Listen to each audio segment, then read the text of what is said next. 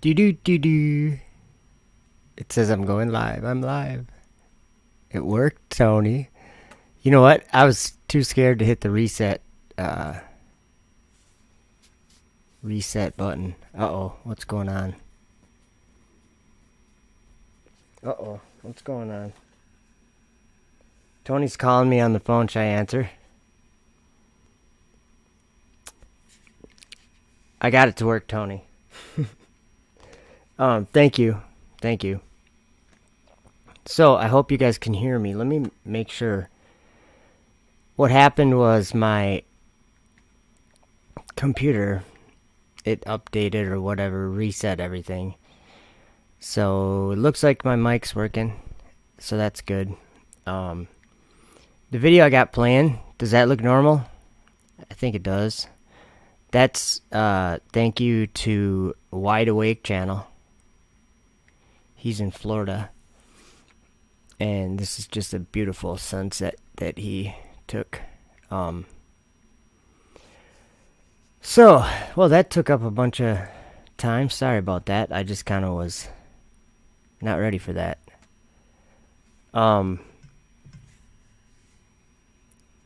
Give me a moment. Where I was going to start was right here. I was just going to read something, but it's actually a recording, but you won't be able to tell, I don't think.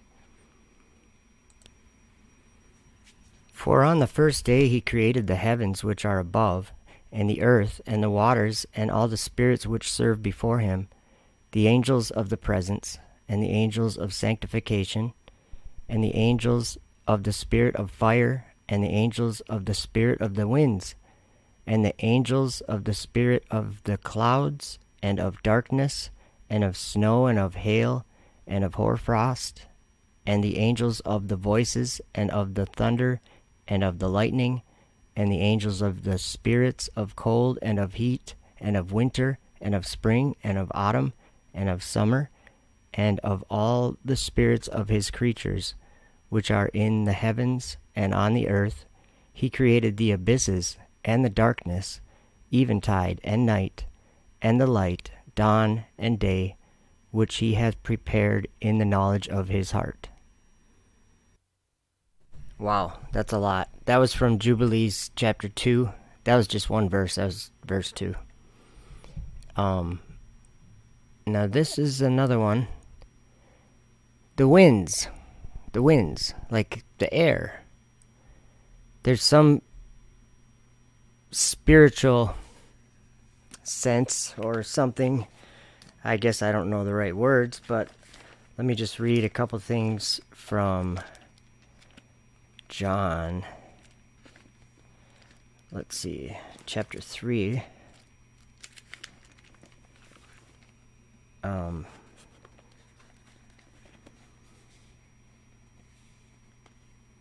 The wind bloweth where it listeth, and thou hearest the sound thereof, but canst not tell whence it cometh, and whither it goeth. So is every one that is born of the Spirit. That was right after he said, that which is born of the flesh is flesh. And we are all born that way. That's how we are born. Every one of us. That which is born of the flesh is flesh. And that which is born of the Spirit is spirit. So that one's harder to understand.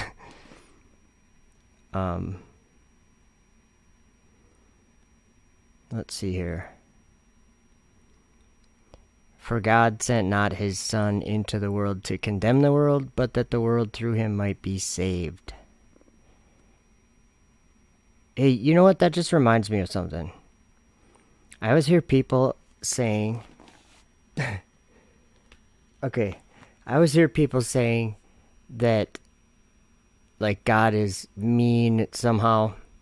You know, like, why do bad things happen?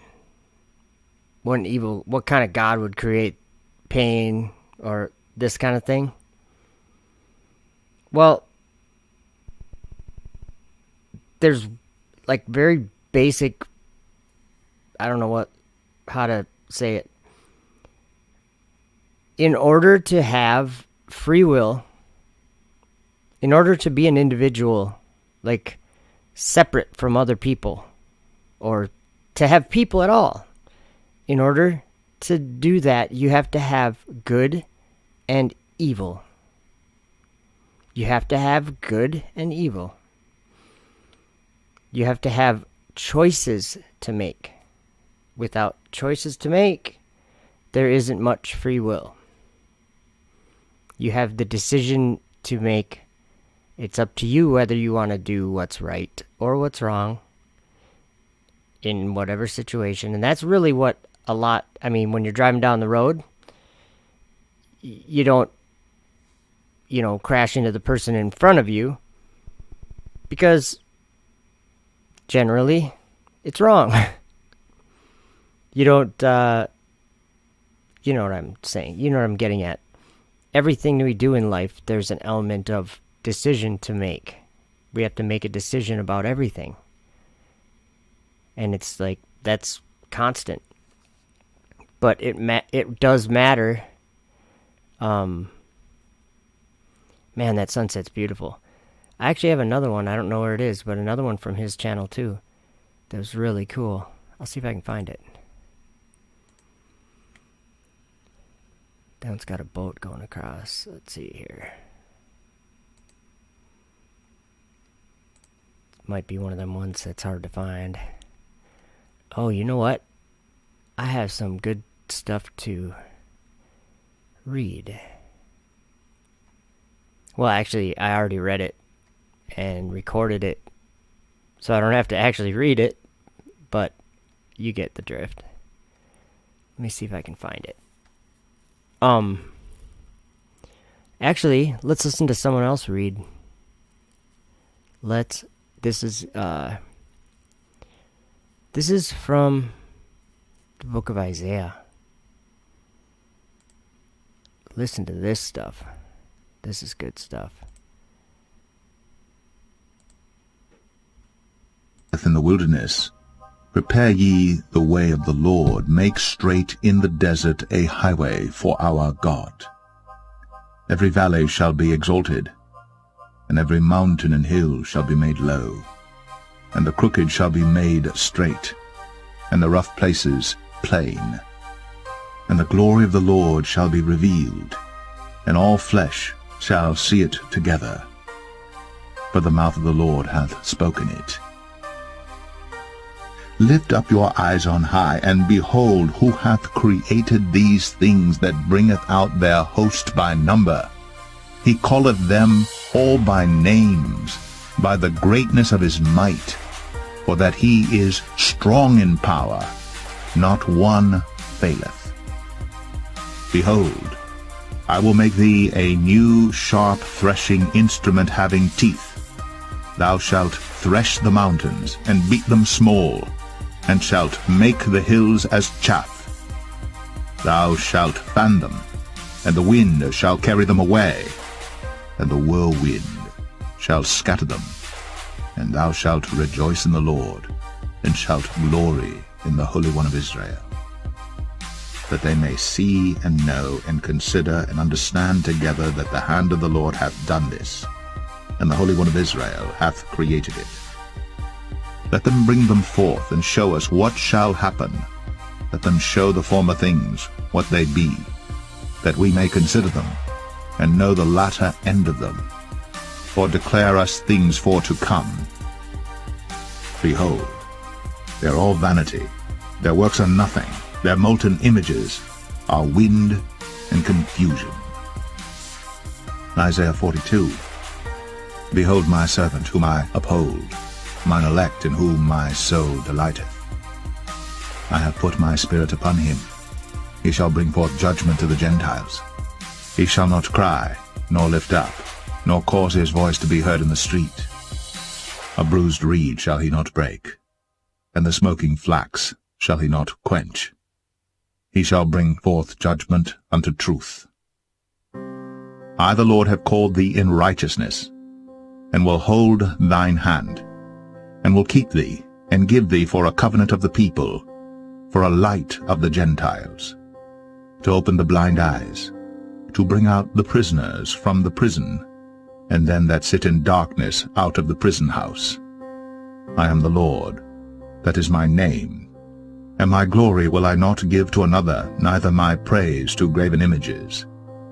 Behold, the former things are come to pass, and new things do I declare. Before they spring forth I tell you of them.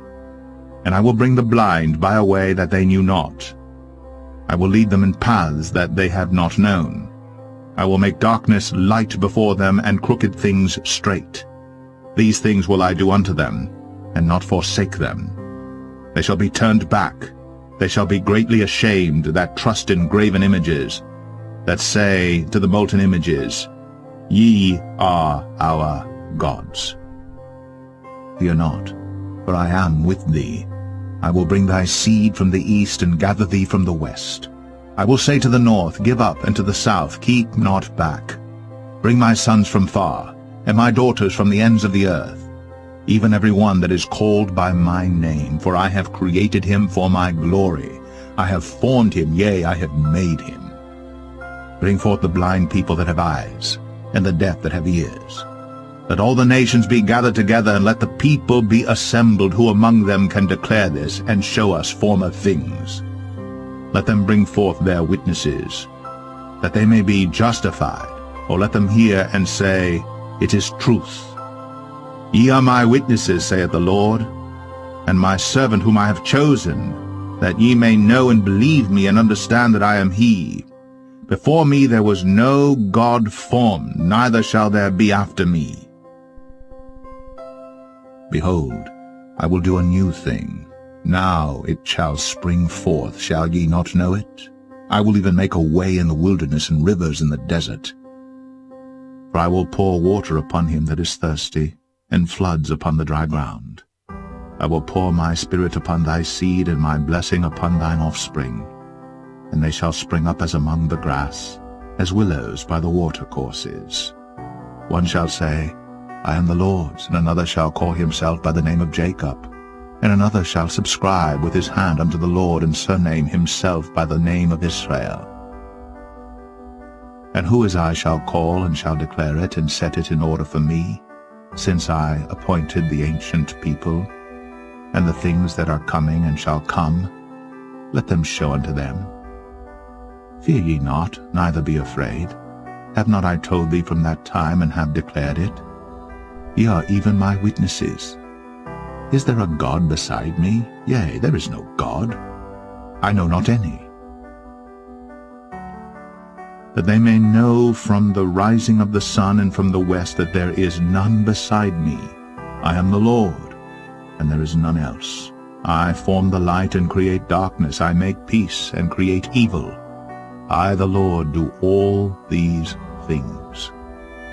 Drop down, ye heavens, from above, and let the skies pour down righteousness. Let the earth open, and let them bring forth salvation, and let righteousness spring up together.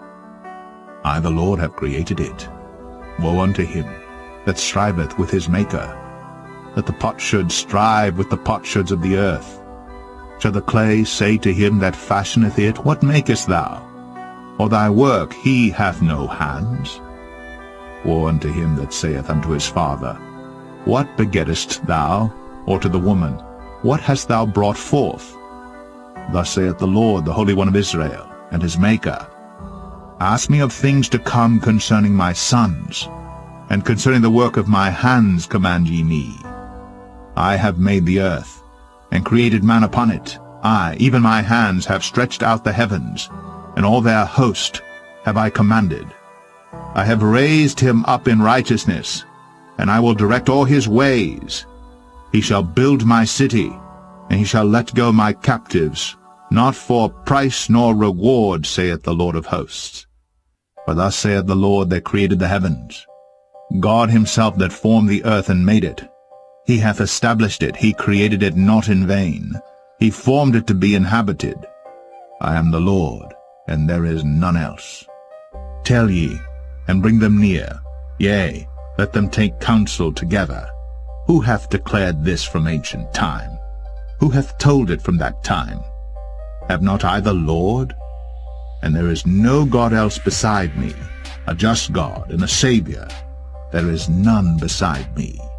Look unto me, and be ye saved, all the ends of the earth. For I am God, and there is none else. Remember this, and show yourselves men. Bring it again to mind, O ye transgressors. Remember the former things of old.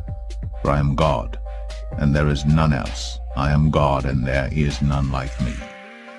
Declaring the end from the beginning, and from ancient times the things that are not yet done, saying, My counsel shall stand, and I will do all my pleasure. I bring near my righteousness. It shall not be far off, and my salvation shall not tarry. And I will place salvation in Zion for Israel my glory. Isaiah 48. Hear ye this, O house of Jacob, which are called by the name of Israel, and are come forth out of the waters of Judah, which swear by the name of the Lord, and make mention of the God of Israel, but not in truth, nor in righteousness. For they call themselves of the holy city, and stay themselves upon the God of Israel. The Lord of hosts is his name. I have declared the former things from the beginning, and they went forth out of my mouth, and I showed them. I did them suddenly, and they came to pass. Because I knew that thou art obstinate, and thy neck is an iron sinew, and thy brow brass. I have even from the beginning declared it to thee. Before it came to pass I showed it thee, lest thou shouldest say, Mine idol hath done them, and my graven image, and my molten image hath commanded them. Thou hast heard, see all this, and will not ye declare it? I have shown thee new things from this time. Okay, I just had to pause it. You guys got to listen to what he says right here. Let me rewind it just a little bit. You guys, this is happening now. Listen to this. Things from this time. Whoops, sorry. Brass. I have even from the beginning declared it to thee. Before it came to pass I showed it thee, lest thou shouldest say, Mine idol hath done them, and my graven image, and my molten image hath commanded them. Thou hast heard, see all this, and will not ye declare it?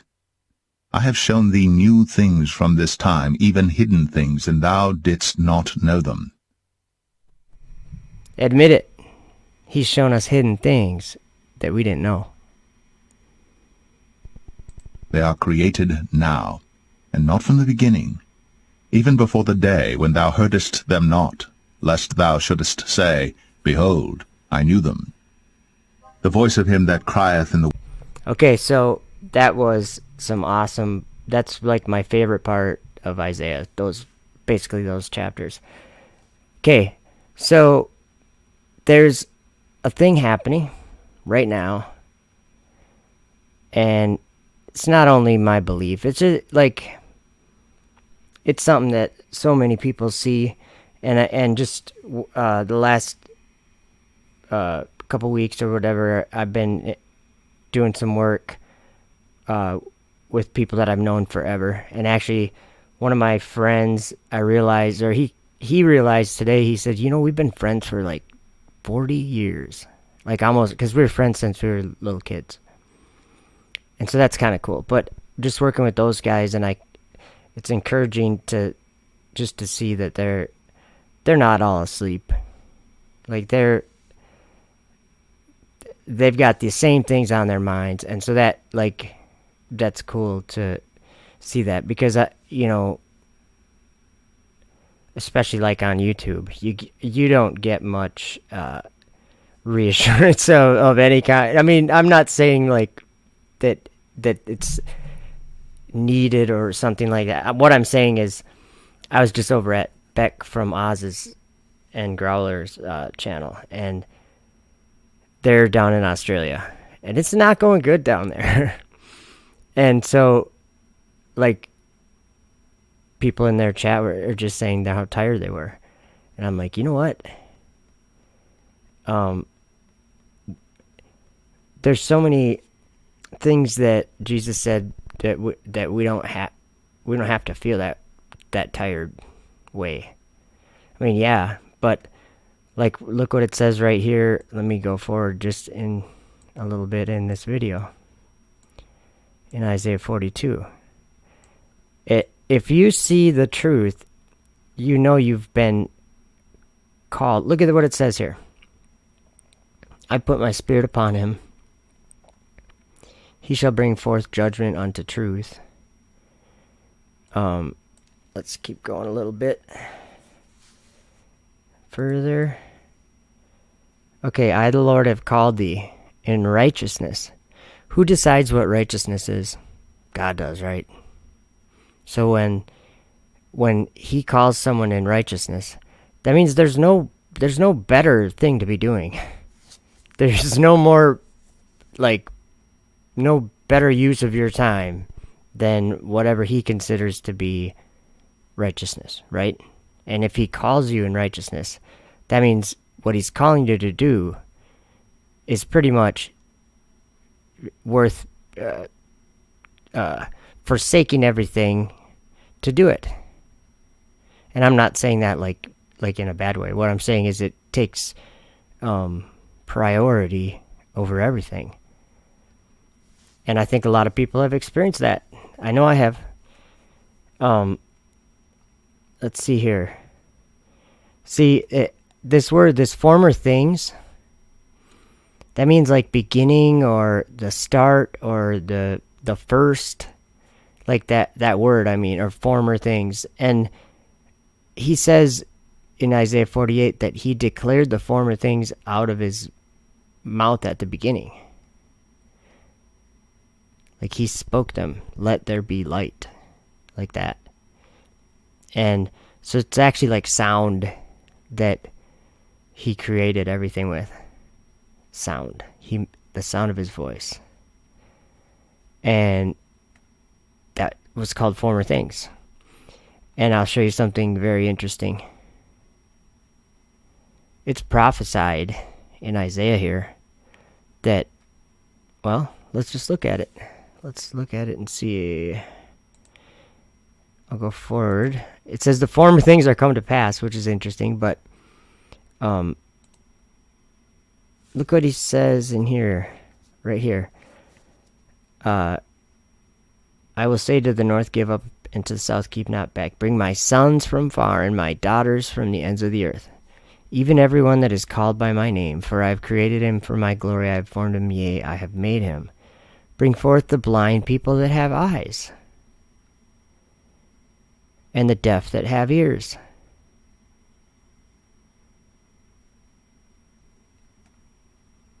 Let all the nations be gathered together, and let the people be assembled. Who among them can declare this and show us former things? You know what that's saying? That's saying, who can declare the 6 days when God spoke his creation into existence? That's what the former things are. The beginning, the creation. Who can declare it? And then it says, let them bring forth their witnesses. Who sees it? I see it. Do you get what I'm saying? Like, he's saying right here, let them bring forth their witnesses, that they may be justified, or let them hear and say, it is truth. Like, we probably didn't really understand what was happening 5 years ago, but I think we do now. Ye are my witnesses, saith the Lord, and my servant whom I have chosen, that ye may know and believe me, and understand that I am he. Before me there was no God formed, neither shall there be after me. The one that sits in his throne in the sky, up in heaven. And Jesus said his right hand. That's who made us witness this truth. Okay, another thing. So keep that in mind. Like, what did this just say? Let all the nations be gathered together and let the people be assembled. Okay, so think of just try to look at this the way I'm seeing it. And you don't have to, but okay, I see that. I see the whole world, actually, like the whole world involved at some point in a debate. Like, You guys know what I'm talking about. For about 5 or 6 years now. Just stick with me. Let all the nations be gathered together and let the people be assembled. Just remember that. And then listen to this. This is from 2nd Esdras. This was taken out of the 1611 King James Bible, but it was in, I have a copy of the 1611 King James Bible, and it has this book in it, 2nd Esdras. And listen to what happens in this vision or dream or whatever that Ezra has. 2nd Esdras, chapter 13. This is the New Revised Standard Version. Verse 1. After 7 days I dreamed a dream in the night, and lo, a wind arose from the sea and stirred up all its waves. As I kept looking, the wind made something like the figure of a man come up out of the heart of the sea. And I saw that this man flew with the clouds of heaven, and wherever he turned his face to look, everything under his gaze trembled. And whenever his voice issued from his mouth, all who heard his voice melted as wax melts when it feels the fire. After this I looked and saw that an innumerable multitude of people were gathered together from the four winds of heaven to make war against the man who came up out of the sea. And I looked and saw, as he carved out for himself a great mountain, and flew up onto it. And I tried to see the region or place from which that mountain was carved, but I could not. After this I looked and saw that all who had gathered together against him to wage war with him were filled with fear, yet they dared to fight. When he saw the onrush of the approaching multitude, he neither lifted his hand nor held a spear or any weapon of war. But I saw only how he sent forth from his mouth something like a stream of fire, and from his lips a flaming breath, and from his tongue he shot forth a storm of sparks. All these were mingled together, the stream of fire and the flaming breath and the great storm, and fell on the onrushing multitude that was prepared to fight, and burned up all of them, so that suddenly nothing was seen of the innumerable multitude, but only the dust of ashes and the smell of smoke. When I saw it, I was amazed. After this I saw the same man come down from the mountain and called to himself another multitude that was peaceable. Then many people came to him, some of whom were joyful and some sorrowful. Some of them were bound, and some were bringing others as offerings. Then I woke up in great terror and prayed to the Most High and said, From the beginning you have showed your servant these wonders, and have deemed me worthy to have my prayer heard by you. Now show me the interpretation of this dream also, for as I consider it in my mind, alas for those who will be left in those days, and still more, alas for those who are not left. For those who are not left will be sad, because they understand the things that are reserved for the last days, but cannot attain them. But alas for those who are left, and for that very reason, for they shall see great dangers and much distress, as these dreams show. Yet it is better to come into these things, though incurring peril, than to pass from the world like a cloud, and not to see what will happen in the last days. He answered me and said, I will tell you the interpretation of the vision, and I will also explain to you the things that you have mentioned. As for what you said about those who survive, and concerning those who do not survive, this is the interpretation. The one who brings the peril at that time will protect those who fall into peril, who have works and faith toward the Almighty. Understand therefore that those who are left are more blessed than those who have died. This is the interpretation of the vision. As for your seeing a man come up from the heart of the sea, this is he whom the Most High has been keeping for many ages, who will himself deliver his creation. And he will direct those who are left. And as for your seeing wind and fire and a storm come out of his mouth, and as for his not holding a spear or weapon of war, yet destroying the onrushing multitude that came to conquer him, this is the interpretation. The days are coming when the Most High will deliver those who are on the earth, and bewilderment of mind shall come over those who inhabit the earth. They shall plan to make war against one another, city against city, place against place, people against people, and kingdom against kingdom. When these things take place and the signs occur that I showed you before, then my Son will be revealed, whom you saw as a man coming up from the sea. Then when all the nations hear his voice, all the nations shall leave their own lands and the warfare that they have one against one another, and an innumerable multitude shall be gathered together, as you saw, wishing to come and conquer him. But he shall stand on the top of Mount Zion, and Zion shall come and be made manifest to all people, prepared and built, as you saw the mountain carved without hands. Then he, my Son, will reprove the assembled nations for their ungodliness. This was symbolized by the storm, and will reproach them to their face with their evil thoughts and the torments with which they are to be tortured, which were symbolized by the flames, and will destroy them without effort by means of the law, which was symbolized by the fire. And as for your seeing him gather to himself another multitude that was peaceable, these are the 9 tribes that were taken away from their own land into exile in the days of King Hoshea, whom Shalmaneser, king of the Assyrians, made captives. He took them across the river, and they were taken into another land. But they formed this plan for themselves, that they would leave the multitude of the nations and go to a more distant region, where no human beings had ever lived, so that there at least they might keep their statutes that they had not kept in their own land. And they went in by the narrow passages of the Euphrates River, for at that time the Most High performed signs for them, and stopped the channels of the river until they had crossed over.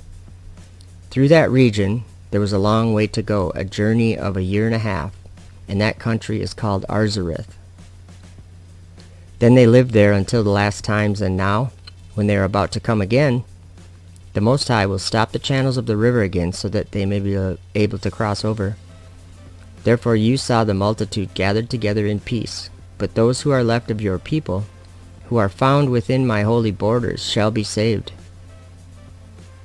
Therefore, when he destroys the multitude of the nations that are gathered together, he will defend the people who remain, and then he will show them very many wonders. I said, O sovereign Lord, explain this to me. Why did I see the man coming up from the heart of the sea? He said to me, just as no one can explore or know what is in the depths of the sea, so no one on earth can see my Son or those who are with him, except in the time of his day.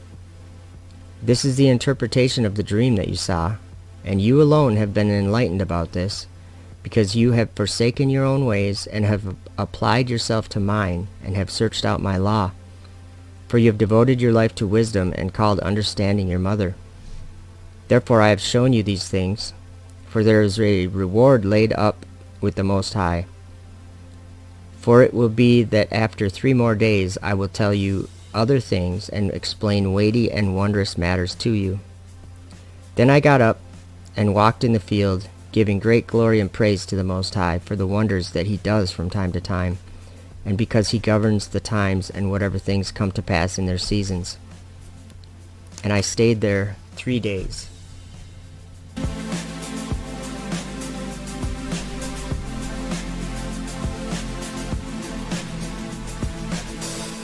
It's true. Okay, so Jubilees chapter 10. The book of Jubilees, chapter 10. And in the 3rd week of this Jubilee, the unclean demons began to lead astray the children of the sons of Noah, and to make to err and destroy them. And the sons of Noah came to Noah their father, and they told him concerning the demons which were leading astray and blinding and slaying his sons' sons. And he prayed before the Lord his God, and said, God of the spirits of all flesh, who has shown mercy unto me, and has saved me and my sons from the waters of the flood, and has not caused me to perish as thou didst the sons of perdition. For thy grace has been great towards me, and great has been thy mercy to my soul. Let thy grace be lift up upon my sons, and let not wicked spirits rule over them, lest they should destroy them from the earth. But do thou bless me and my sons, that we may increase and multiply and replenish the earth. And thou knowest how thy watchers, the fathers of these spirits, acted in my day. And as for these spirits which are living, imprison them, and hold them fast in the place of condemnation.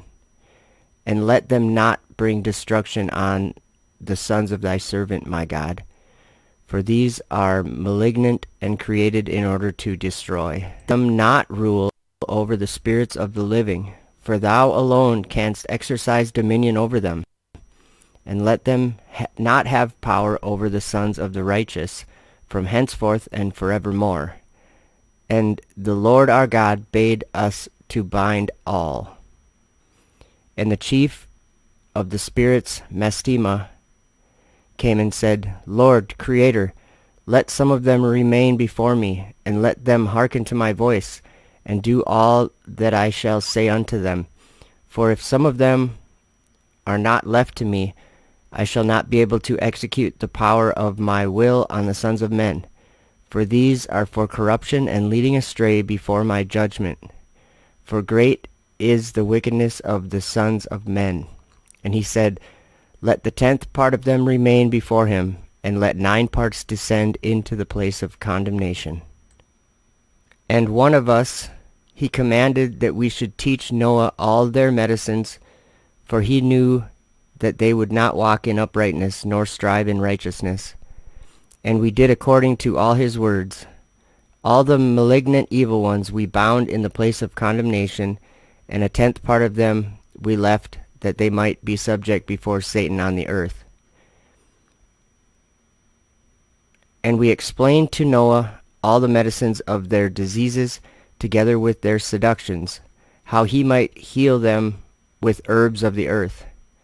And Noah wrote down all things in a book, as we instructed him concerning every kind of medicine. Thus the evil spirits were precluded from hurting the sons of Noah. And he gave all that he had written to Shem, his eldest son, for he loved him exceedingly above all his sons. And Noah slept with his fathers, and was buried on Mount Lubar in the land of Ararat. 950 years he completed in his life, 19 jubilees, and 2 weeks, and 5 years. And in his life on earth he excelled the children of men, save Enoch, because of the righteousness, wherein he was perfect. For Enoch's office was ordained for a testimony to the generations of the world, so that he should recount all the deeds of generation unto generation till the day of judgment.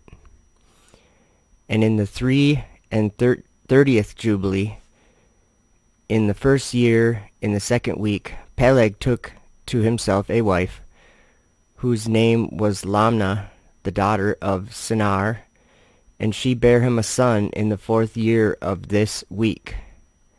And he called his name Reu. For he said, Behold, the children of men have become evil through the wicked purpose of building for themselves a city and a tower in the land of Shinar. For they departed from the land of Ararat eastward to Shinar. For in his days they built the city and tower, saying, Go to, let us ascend thereby into heaven.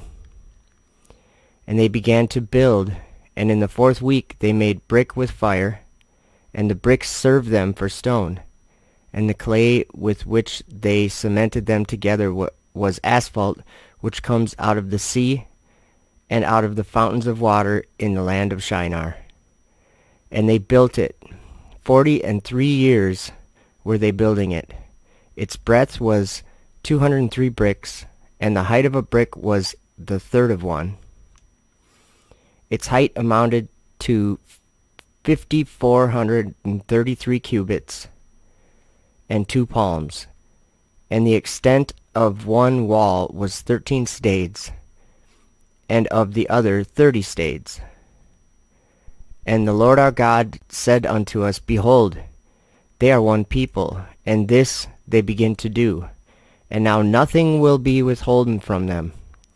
Go to, let us go down and confound their language, that they may not understand one another's speech, and they may be dispersed into the cities and nations, and one purpose will no longer abide with them till the day of judgment. And the Lord descended, and we descended with him to see the city and tower which the children of men had built. And he confounded their language, and they no longer understood one another's speech, and they ceased then to build the city and the tower. For this reason the whole land of Shinar is called Babel, because the Lord did there confound all the language of the children of men. And from thence they were dispersed into their cities, each according to his language and his nation. And the Lord sent a mighty wind against the tower, and overthrew it upon the earth. And behold, it was between Ashur and Babylon in the land of Shinar, and they called its name Overthrow. In the 4th week of the 1st year, in the beginning thereof, in the 34th Jubilee, were they dispersed from the land of Shinar. And Ham and his sons went into the land which he was to occupy, which he acquired as his portion in the land of the south. And Canaan saw the land of Lebanon to the river of Egypt, that it was very good, and he went not into the land of his inheritance to the west, that is, to the sea, and he dwelt in the land of Lebanon eastward and westward from the border of Jordan and from the border of the sea. And Ham his father, and Cush and Mitzrayim his brothers, said unto him, Thou hast settled in a land which is not thine, and which did not fall to us by lot. Do not do so, for if thou dost do so, thou and thy sons will fall in the land, and be accursed through sedition.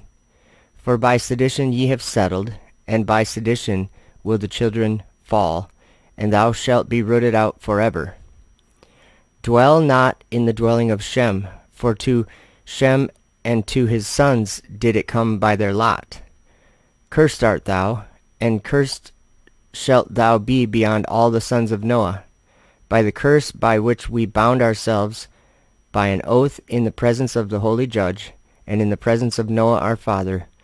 But he did not hearken unto them, and dwelt in the land of Lebanon, from Hamath to the entering of Egypt, he and his sons until this day. And for this reason that land is named Canaan. And Japheth and his sons went towards the sea, and dwelt in the land of their portion.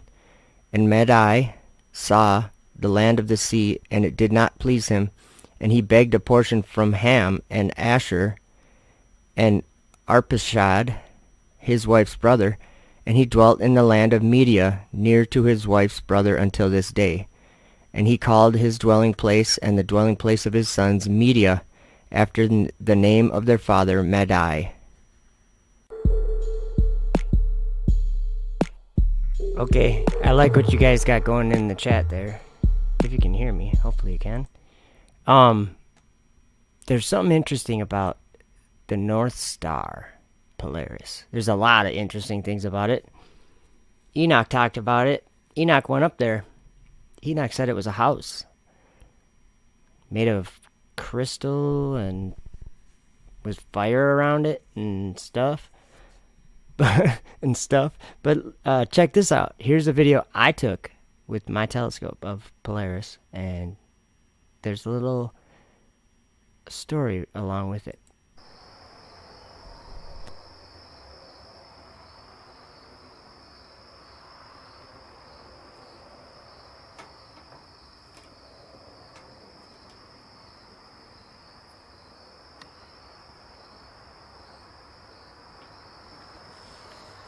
And behold, a door was opened in heaven. And the first voice which I heard was, as it were, of a trumpet talking with me, which said, Come up hither, and I will show thee things which must be hereafter. And immediately I was in the Spirit, and behold, a throne was set in heaven, and one sat on the throne. And he that sat was, to look upon, like a jasper, and a sardine stone. And there was a rainbow round about the throne, in sight like unto an emerald. like a jasper and a sardine stone. And there was a rainbow round about the throne, in sight like unto an emerald, like a jasper and a sardine stone. And there was a rainbow round about the throne, in sight like unto an emerald.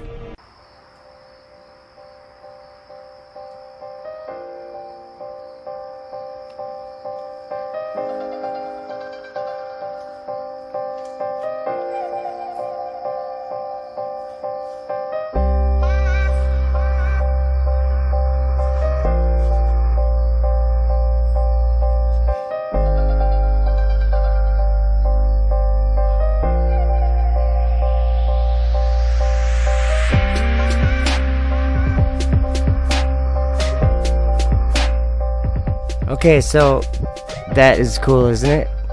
I actually got some footage of that star recently that was pretty good. It looks a little different. Kind of looks the same, but kind of looks different. So I just like that because that's, I don't know, I like that. And what you guys are saying about the Northern Lights, I think you're right. It's like God's throne. Something like the rainbow around his throne or something, you know, like the, I don't really know, but I think you guys know. I think I agree with you guys. So here's the next one. This is talking about the same place, Enoch 71. Now this is a short video. I'm gonna try to find a longer one, but this next one here is a short one, but it'll give you the idea. Hey Growler, what's up? How you doing? That was crazy what you guys were showing on your channel. Okay, so check this this next one out.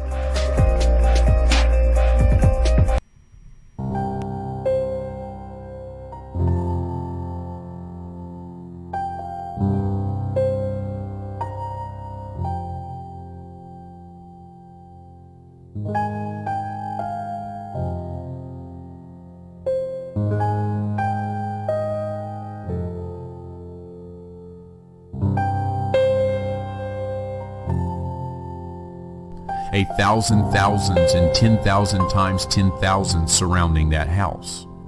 And Michael and Raphael and Gabriel and Phanuel and the holy angels who are in the heavens above went in and out of that house. And Michael and Raphael and Gabriel and Phanuel and many holy angels without number came out from that house. And with them the head of days, his head white and pure like wool, and his garments indescribable.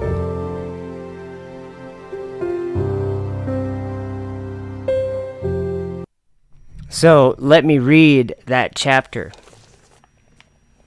that was in. That was, I guess, kind of like a little teaser of the chapter.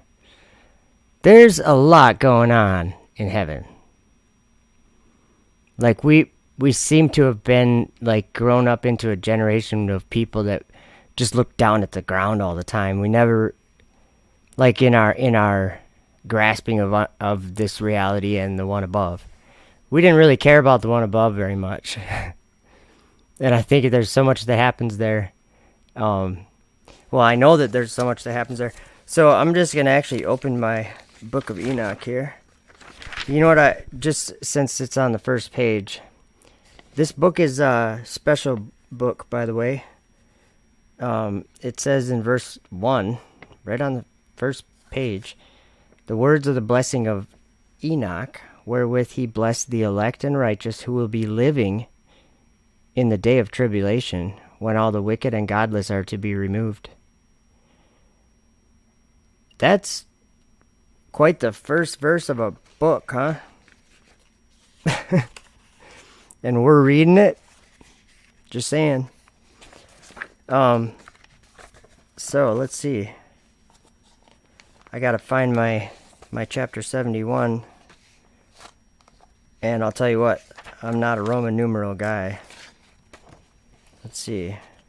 That's 67, I know that. Okay, we're getting there. Because you guys, Enoch got taken up there and just basically just described what he was seeing, and in order for me to read this, I have to get the right video up on the screen, I think. You know what? I'll play the video that's playing right now just without the sound. That's what we'll do, because that kind of will give the idea of that it's the center. It's in the center of the north part of our world, and it's according to Enoch, there's a throne there, guys. So when you look up at the sky, and if you live in the southern hemisphere and you can't see the North Star, well, that just means that you can't see it. That doesn't mean that God's not like... What it means is you're farther away from his holy mountain or whatever, where he resides. And that's another thing. We can talk about mountains a little bit. Something that is always spoken about is mountains. Like... but in the sky though, like Mount Zion. You know, I'm not saying I know if it looks like something or whatever, but just that concept I think is important, because Enoch went to a place where he said he saw 7 mountains burning with fire, and that they were actually the planets. They were the wandering stars, the transgressing stars. So in our sky, we have these stars that are going in this like perfect circle, but the planets don't really do exactly that.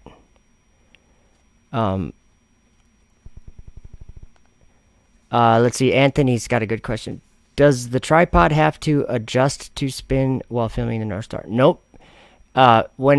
When you see those Star Trail videos where basically it looks like the stars are just going in a circle real slow, what that is you can do that with your P1000 or P900. I don't know if you knew that, and I can explain it to you how to if you haven't done it before. It's pretty cool.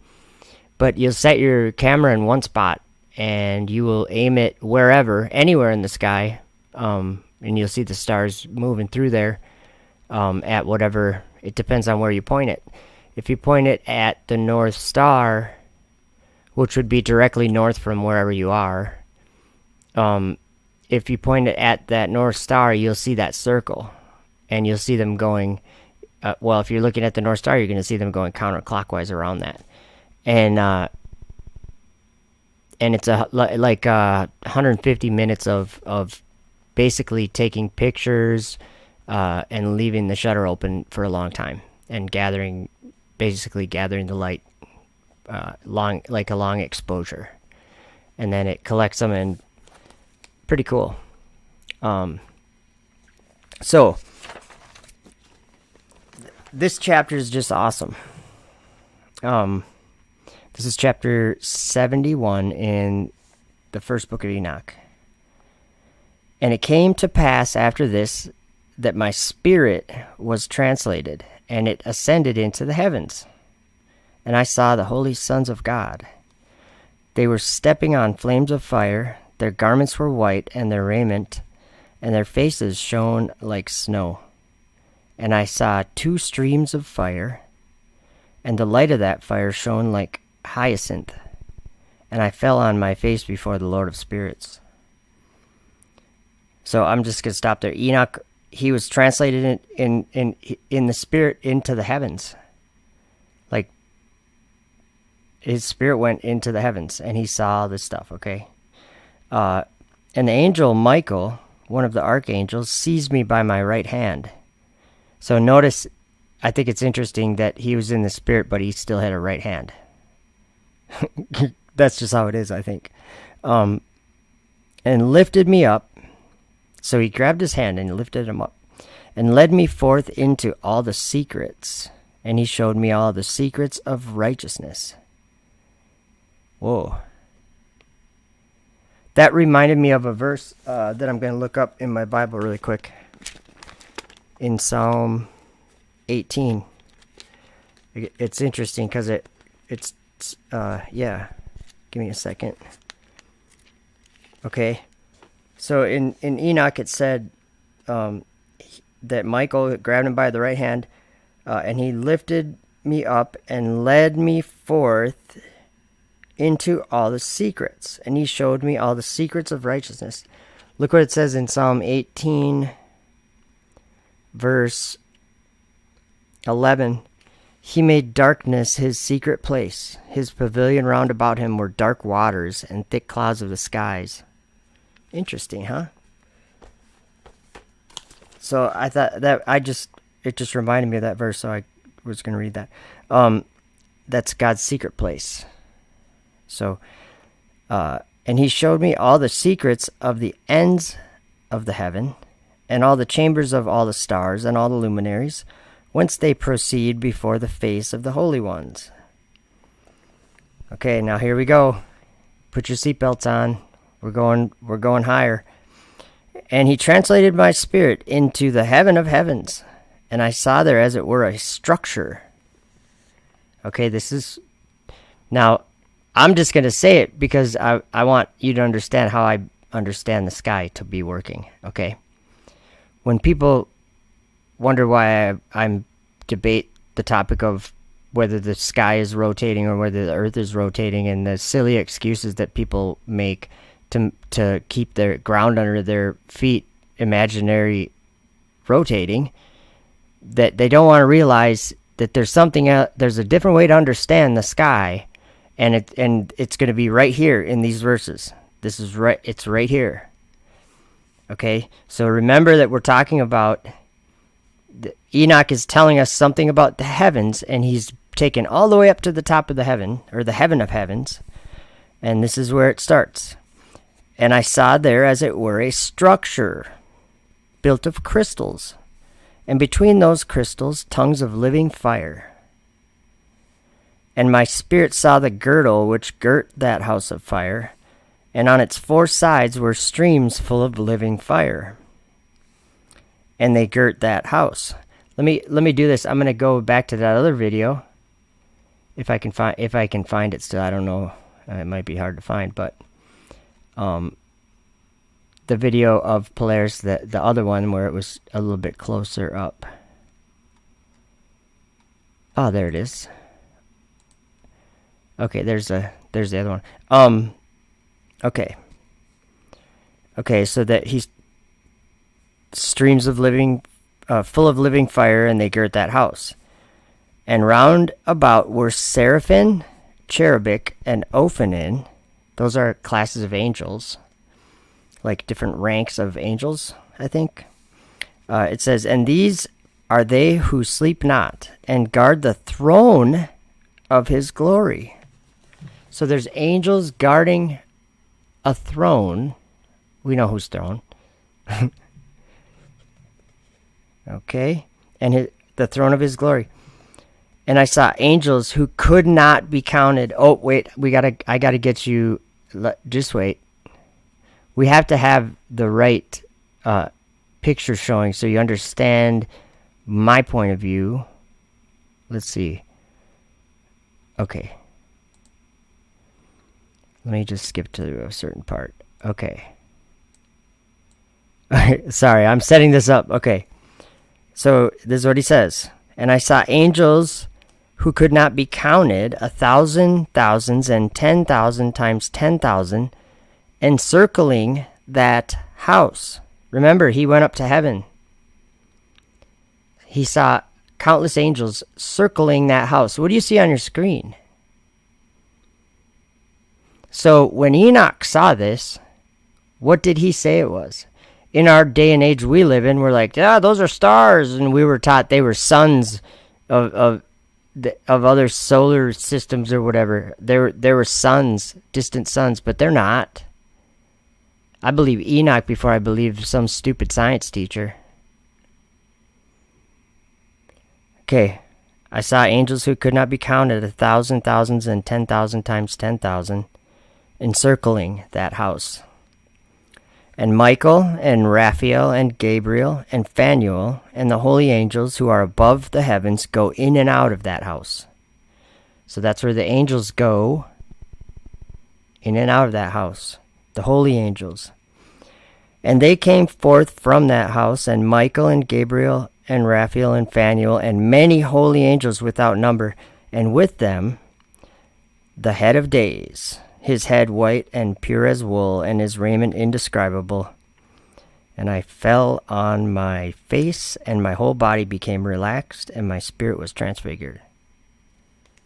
Crazy. So, like, when I started to understand the sky that way... Hey, I have a cat visitor. Hey, Bobby. When I started to understand the sky like that, you suddenly, it's really easy to realize that the Earth is totally stationary. It really is. It's, for all the globe people out there, it's really easy to realize why no matter where you stand on this Earth, you can look up at the sky and do a time lapse and you'll get circles anywhere you stand. Circles. I mean, like part of a circle. Like if you're at the equator, you're going to see a lot of, like if you look directly above, you're going to see them going kind of like perfectly straight over east to west. But that is, everywhere that you go, it's different. No matter where you are, it's different. So, let's do this. I want to read something to you. A vision. You guys know I like these. That Daniel had. About the saints. Taking a certain dominion away. That was taken first by transgression. Check this out. Daniel 7.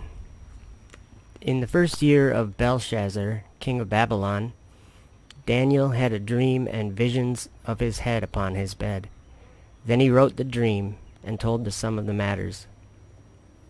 Daniel spake and said, I saw in my vision by night, and behold, the four winds of the heaven strove upon the great sea. And four great beasts came up from the sea, diverse one from another. The first was like a lion, and had eagle's wings. I beheld till the wings thereof were plucked, and it was lifted up from the earth, and made stand upon the feet as a man, and a man's heart was given to it. And behold, another beast, a second like to a bear, and it raised itself up on one side, and it had 3 ribs in the mouth of it, between the teeth of it. And they said thus unto it, Arise, devour much flesh. After this I beheld, and lo, another, like a leopard, which had upon the back of it 4 wings of a fowl. The beast also had 4 heads, and dominion was given to it. After this I saw in the night visions, and behold, a 4th beast, dreadful and terrible, and strong exceedingly. And it had great iron teeth. It devoured, and brake in pieces, and stamped the residue with the feet of it. It was diverse from all the beasts that were before it. And it had 10 horns. I considered the horns, and behold, there came up among them another little horn, before whom there were 3 of the first horns plucked up by the roots. And behold, in this horn were eyes like the eyes of man, and a mouth speaking great things. I beheld till the thrones were cast down, and the Ancient of Days did sit, whose garment was white as snow, and the hair of his head like the pure wool. His throne was like the fiery flame, and his wheels as burning fire. A fiery stream issued and came forth from before him. Thousands ministered unto him, and 10,000 times 10,000 stood before him.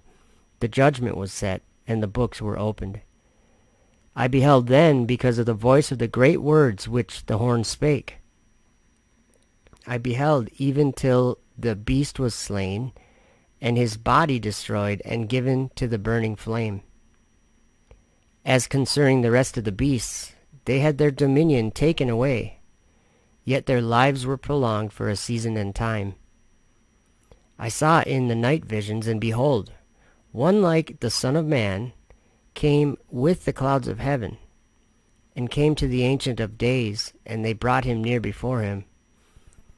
And there was given him dominion, and glory, and a kingdom, that all people, nations, and languages should serve him. His dominion is an everlasting dominion, which shall not pass away, and his kingdom that which shall not be destroyed. I, Daniel, was grieved in my spirit in the midst of my body, and the visions of my head troubled me. I came near unto one of them that stood by, and asked him the truth of all this. So he told me, and made me know the interpretation of the things.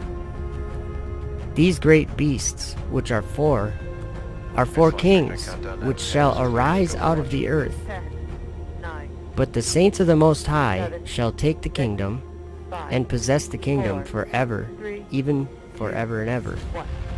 Ignition. Then I would know the Liftoff. truth of the fourth beast, which was diverse from all the others, exceeding dreadful, whose teeth were of iron, and his nails of brass, which devoured, brake in pieces, and stamped the residue with his feet. And of the 10 horns that were in his head, and of the other which came up, and before whom 3 fell, even of that horn that had eyes, and a mouth that spake very great things, whose look was more stout than his fellows. I beheld, and the same horn made war with the saints, and prevailed against them, until the Ancient of Days came, and judgment was given to the saints of the Most High, and the time came that the saints possessed the kingdom. Thus he said, the fourth beast shall be the fourth kingdom upon earth, which shall be diverse from all kingdoms, and shall devour the whole earth, and shall tread it down, and break it in pieces. And the 10 horns out of this kingdom are 10 kings that shall arise, and another shall rise after them, and he shall be diverse from the first, and he shall subdue 3 kings. And he shall speak great words against the Most High, and shall wear out the saints of the Most High, and think to change times and laws, and they shall be given into his hand until a time and times, and the dividing of time. But the judgment shall sit, and they shall take away his dominion, to consume and to destroy it unto the end. And the kingdom and dominion, and the greatness of the kingdom under the whole heaven, shall be given to the people of the saints of the Most High, whose kingdom is an everlasting kingdom, and all dominions shall serve and obey him. Hitherto is the end of the matter. As for me, Daniel, my cogitations much troubled me, and my countenance changed in me, but I kept the matter in my heart. That one there is one of my favorite chapters in the Bible. Daniel's awesome. So I don't know, this video, I'm not sure if it's the right one. If it is, it's a good one. And when they were gone, I ordered Orneus be brought forward, and said to him, Tell me how you know this. And he answered, We demons ascend into the firmament of heaven, and fly about among the stars. And we hear the sentences which go forth upon the souls of men. And forthwith we come, and whether by force or of influence, or by fire, or by sword, or by some accident, we veil our act of destruction.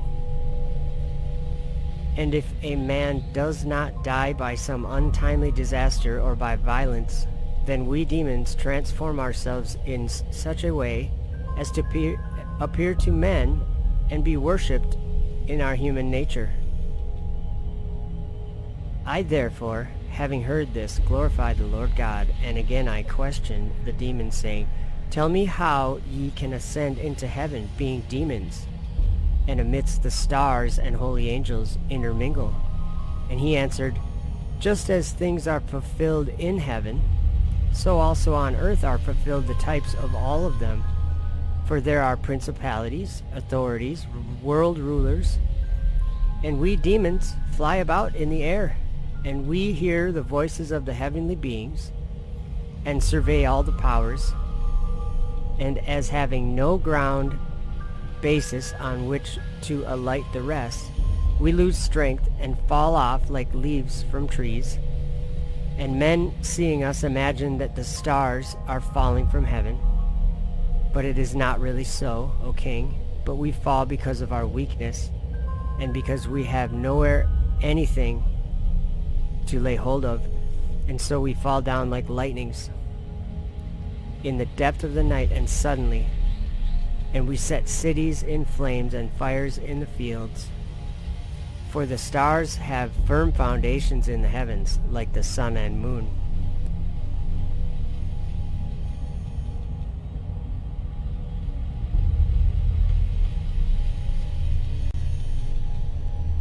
Ephesians chapter 6, verses 10 through 13 says this: Finally, my brethren, be strong in the Lord and in the power of his might.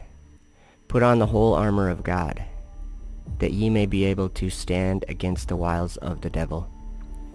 For we wrestle not against flesh and blood, but against principalities, against powers, against the rulers of the darkness of this world, against spiritual wickedness in high places. Wherefore take unto you the whole armor of God, that ye may be able to withstand in the evil day, and having done all, to stand.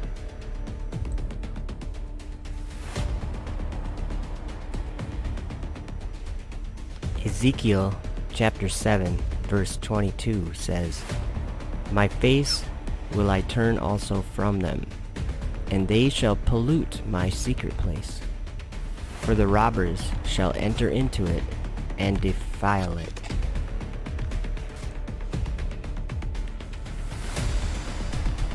Second Esdras chapter 15, verse 25 says, I won't spare them.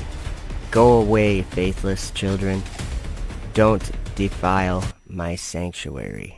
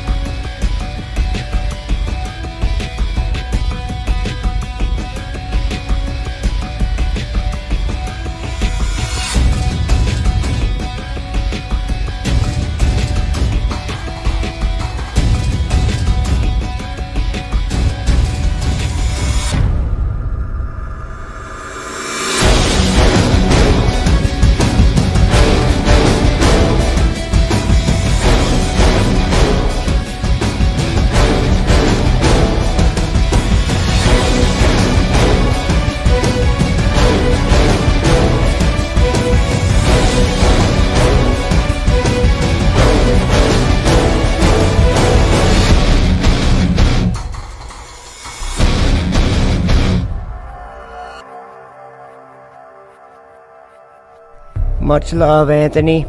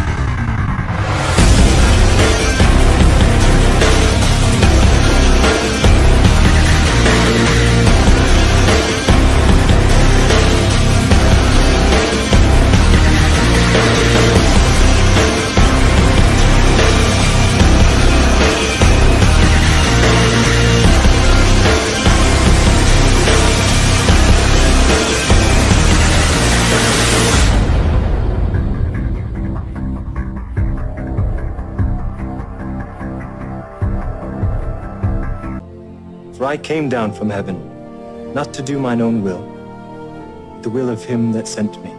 And this is the Father's will which hath sent me, that of all which he hath given me I should lose nothing, but should raise it up again at the last day. And this is the will of him that sent me, that every one which seeth the Son, and believeth on him, may have everlasting life. And I will raise him up at the last day.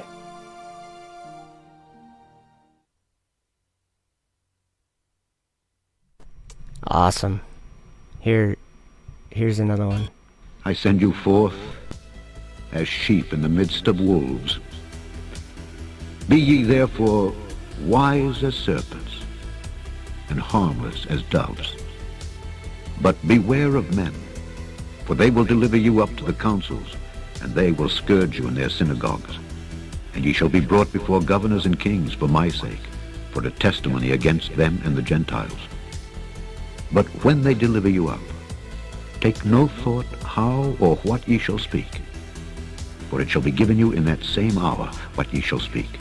For it is not ye that speak, but the Spirit of your Father which speaketh in you. And the brother shall deliver up the brother to death, and the father the child. And the children shall rise up against their parents, and cause them to be put to death. And ye shall be hated of all men for my name's sake. But he that endureth to the end shall be saved. But when they persecute you in this city, flee ye into another.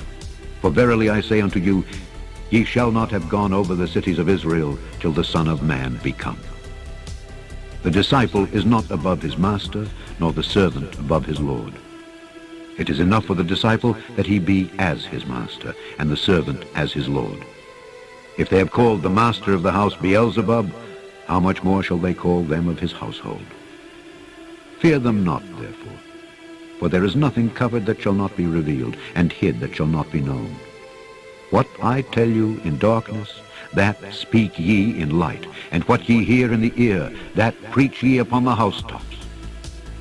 And fear not them which kill the body, but are not able to kill the soul, but rather fear him which is able to destroy both soul and body in hell.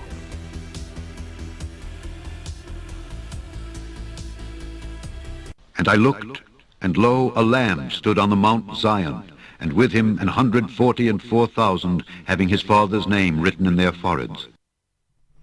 Yeah. So what's going on in the firmament? There's a lot I've been learning about the firmament. That kind of rhymes. Learning about the firmament. Learning a bit about the firmament. What's going on up there?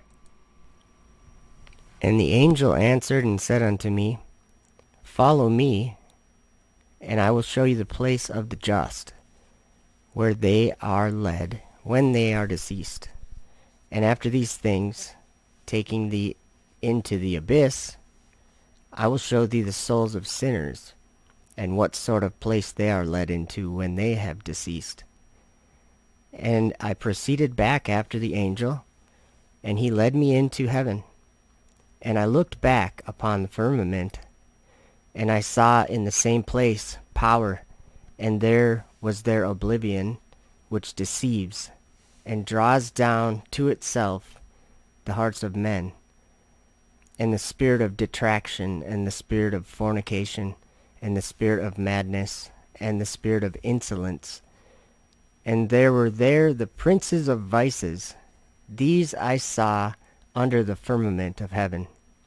And again I looked back, and I saw angels without mercy, having no pity, whose countenance was full of madness, and their teeth sticking out beyond the mouth. Their eyes shone like the morning star of the east, and from the hairs of their heads sparks of fire went out, or from their mouth. And I asked the angel, saying, Sir, who are those? And the angel answered and said unto me, These are those who are destined to the souls of the impious in the hour of need, who did not believe that they had the Lord for their helper, nor hoped in him. And he took me down from the third heaven, and led me into the second heaven. And again he led me on to the firmament, and from the firmament he led me over the doors of heaven. The beginning of its foundation was on a river which waters all the earth. And I asked the angel and said, Lord, what is this river of water? And he said to me, This is Oceanus. And suddenly I went out of heaven, and I understood that it is the light of heaven which lightens all the earth. For the land there is 7 times brighter than silver. I gotta pause that. Did you hear what that just said? The land there, there's land in heaven, guys. Like real land. It might be a different reality, like a different kind of thing, but the same concept. There's land in heaven. And I said, Lord, what is this place? And he said to me, This is the land of promise. Hast thou never heard what is written? Blessed are the meek, for they shall inherit the earth. The souls, therefore, of the just, when they have gone out of the body, are meanwhile dismissed to this place. And I said to the angel, Then this land will be manifested before the time? And the angel answered and said to me, When Christ, whom thou preachest, shall come to reign, then, by the sentence of God, the first earth will be dissolved, and this land of promise will then be revealed. This is the Apostle Paul, a book that he wrote, the vision of, remember when he said he knew a man 14 years ago or something that went up to the third heaven? I think that he was talking about himself. And this is very interesting. I'm going to play that last part again. Talking about the land of promise being manifested at the end or at the time or whatever. Before the time or something. See that research flat earth sticker on your screen? Think about that. The souls, therefore, of the just, when they have gone out of the body, are meanwhile dismissed to this place. And I said to the angel, Then this land will be manifested before the time? And the angel answered and said to me, When Christ, whom thou preachest, shall come to reign, then, by the sentence of God, the first earth will be dissolved, and this land of promise will then be revealed. And it will be like dew or cloud, and then the Lord Jesus Christ, the King eternal, will be manifested and will come with all his saints to dwell in it. And he will reign over them 1,000 years, and they will eat of the good things which I shall now show unto thee.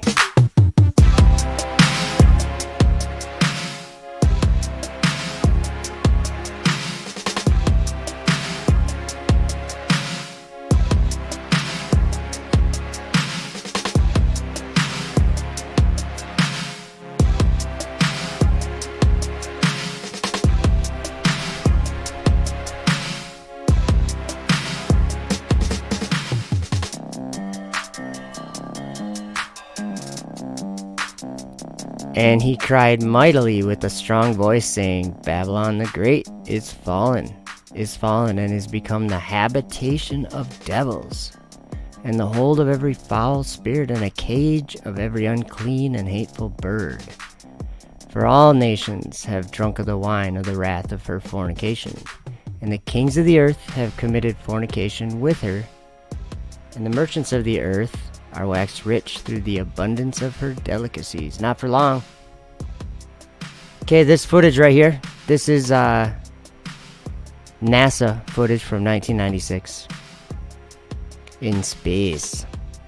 They don't know what they're getting themselves into.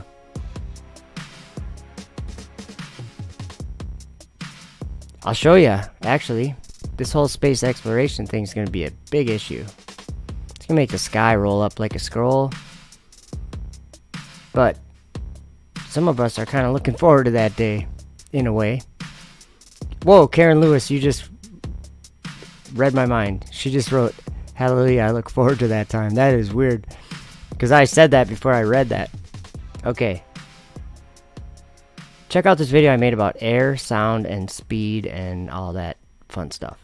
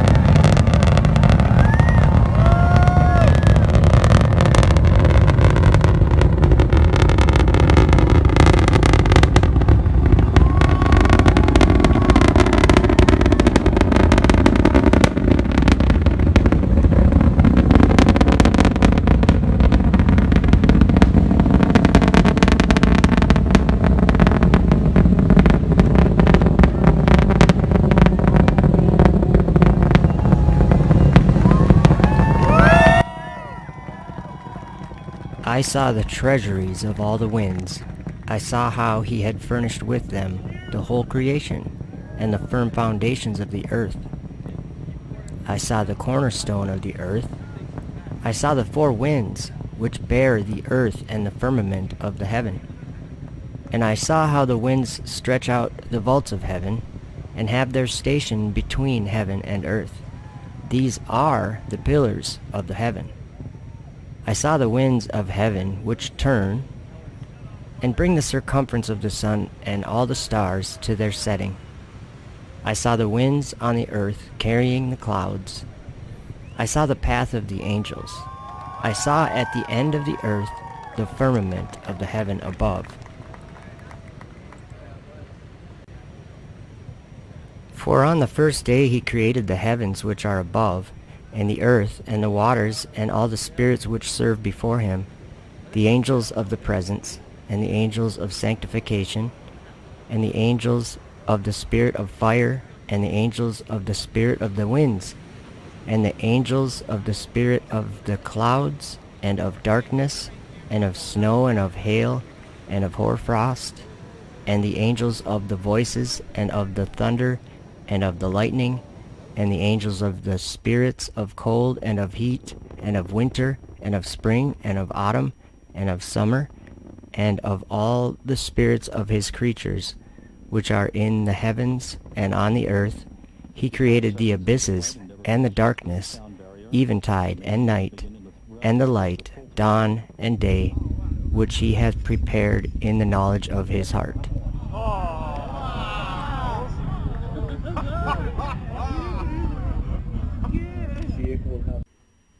According to many scriptures, there are angels of the winds, and they have certain things that they do.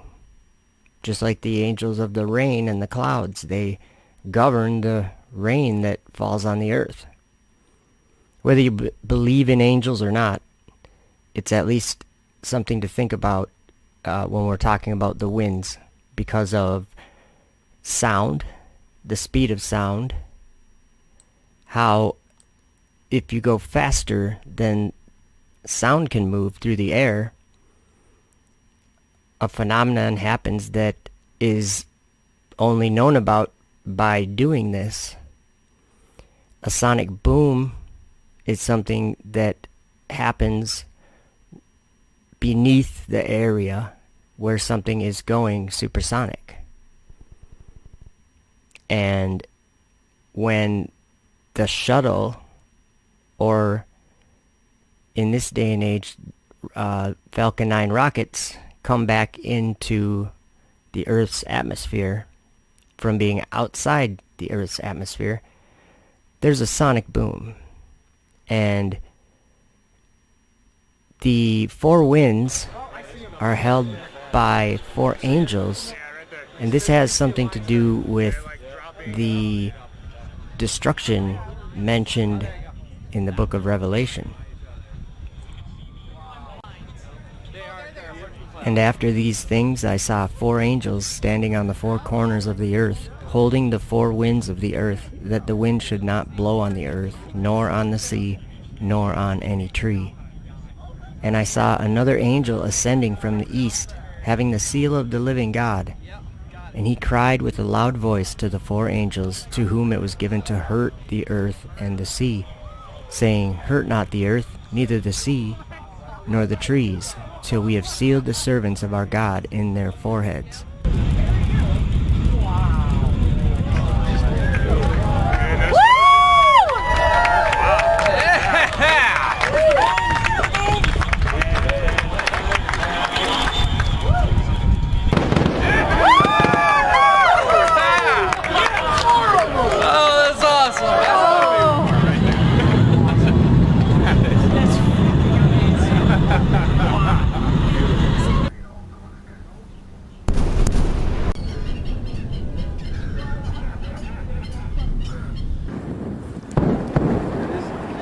All right, made it back. All right. Holy mother.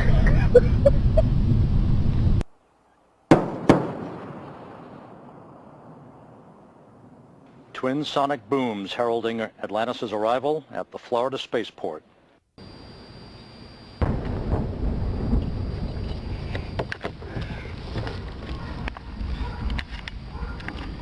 Was that a nipple? Don't like that, huh? What's that? Cool. Space shuttle.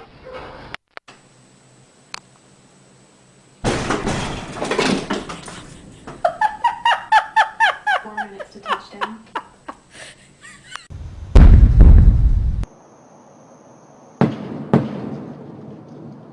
Holy crap!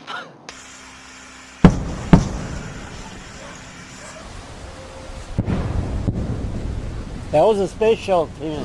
Yeah. That was a space shuttle. Look at what I'm getting this. I'm getting this on camera. Look. Unusual for this last landing, right? Let me pause this. And let's just put this into perspective.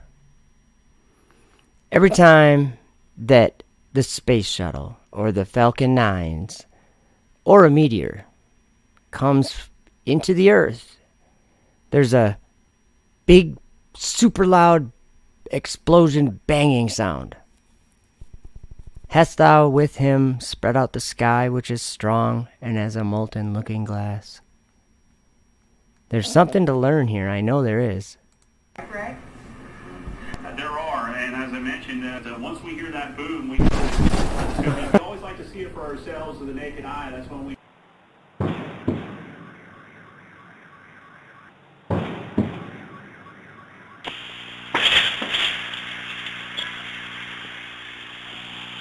How's the sonic boom? Yeah.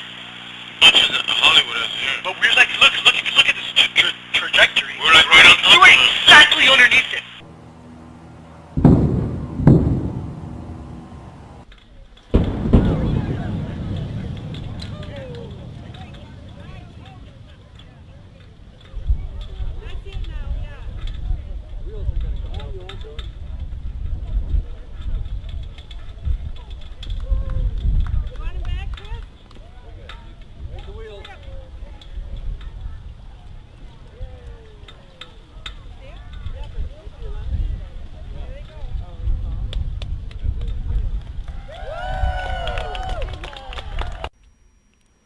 There are a lot of people who say that this rocket launching stuff is all fake.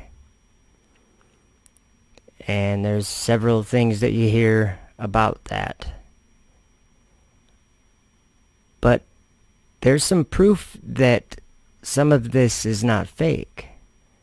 And if we look at just videos taken of rockets launching, we can tell that they are moving faster than the speed of sound very shortly after the launch, and they keep going.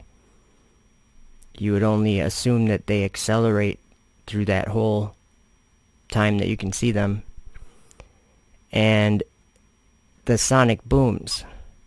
We know of something that has been experienced probably all throughout time, and it's something called a meteor, or that's what we call it anyway. And that's where something comes into the atmosphere from outside of our world,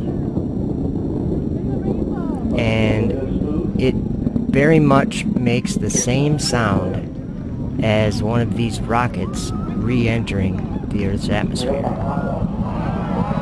Let's compare the two.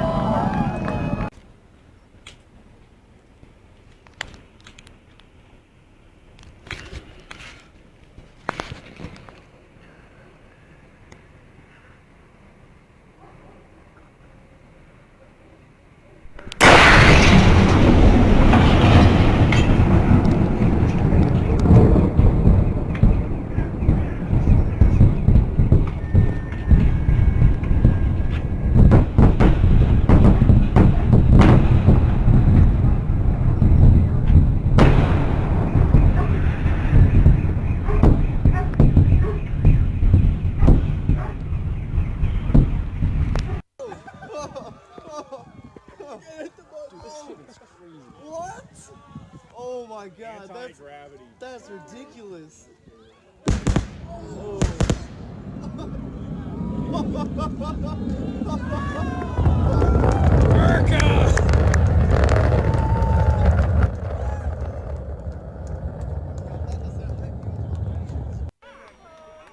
We actually see the same thing happening. We see visually the meteor come in, or the rocket come in, and both of them are moving faster than the sound can move through the air. So that's why we hear a sonic boom. And they're re-entering from outside of the Earth into the Earth, and they're going very fast. The only difference is the rockets have engines to arrest the velocity. So just like with the meteor, there is a sonic boom because it's moving faster than the sound can get to the ground. And sonic booms can be destructive. Another series of booms hit, and at that point we seen the glass shatter out of the back of her truck. Sonic booms causing destruction. The loud noises could be heard from Port Charlotte to Sanibel Island yesterday. They caused a lot of confusion about exactly what was going on, and as you can see, they also left behind some damage. 4 in Your Corner's Malcolm Johnson speaking with one man who's now looking at paying for a new rearview window after it shattered from the sound.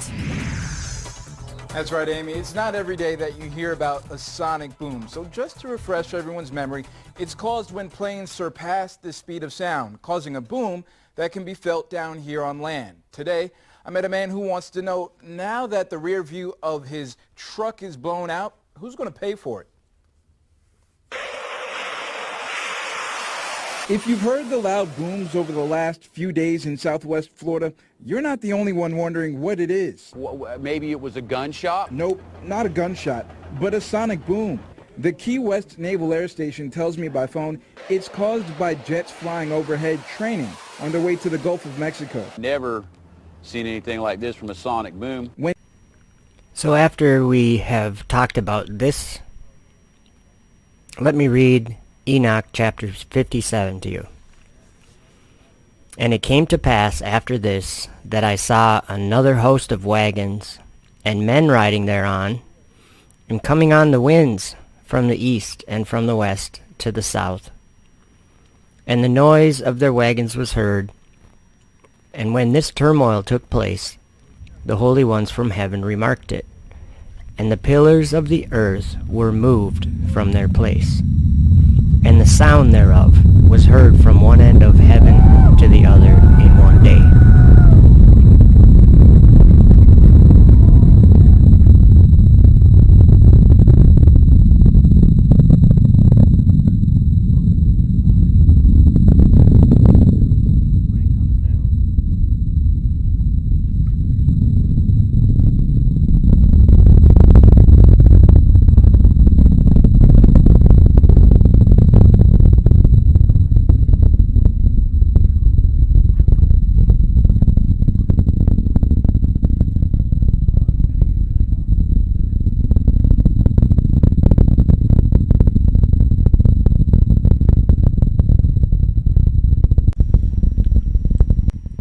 So Enoch saw some men riding on wagons on the winds, and it was the noise from their wagons and turmoil that moved the pillars of the earth out of their place. And the sound was heard from one end of heaven to the other in one day.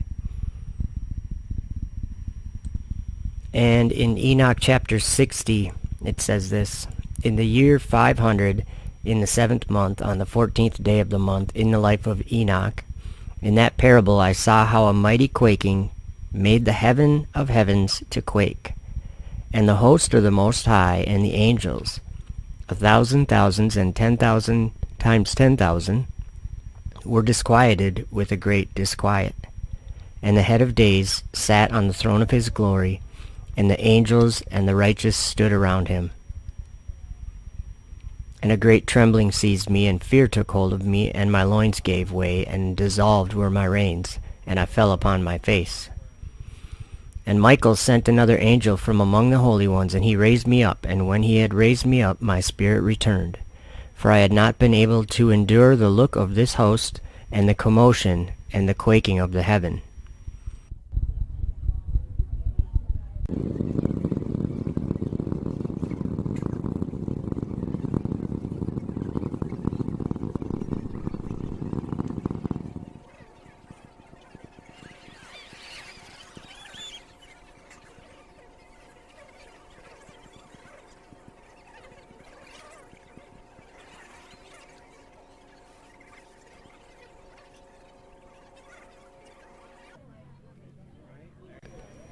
In that book of Revelation, at the end of the world, Satan deceived the whole world. And one of the great signs and wonders that he did was make fire come down from heaven on the earth in the sight of men, and deceive the world by doing that. Don't be deceived.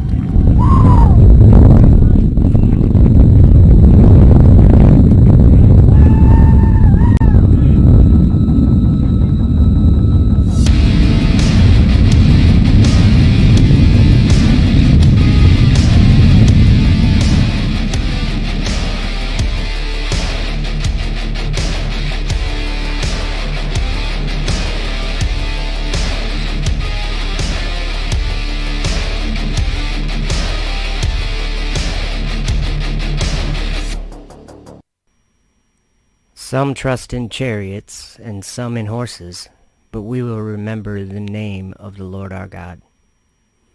They are brought down and fallen, but we are risen and stand upright.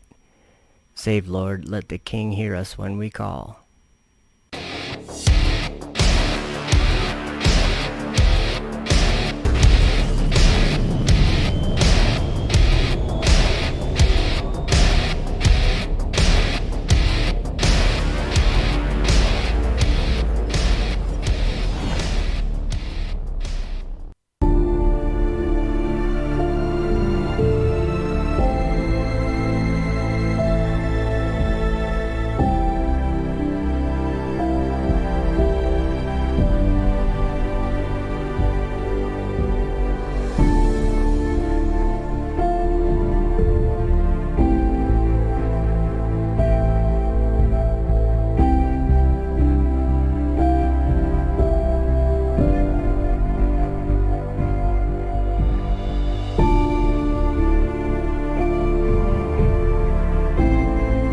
We are the center of creation. That's right. We are important. That's right.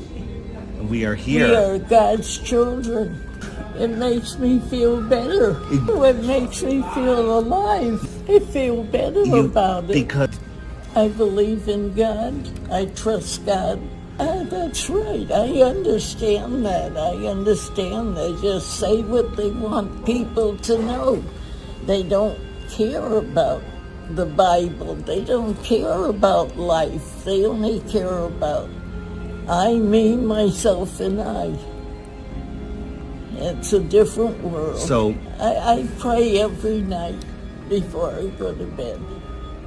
And one night things weren't happening right.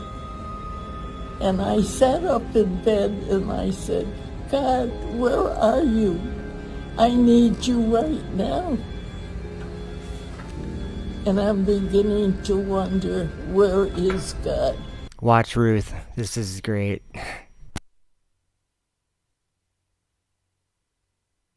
God's right above us in the clouds.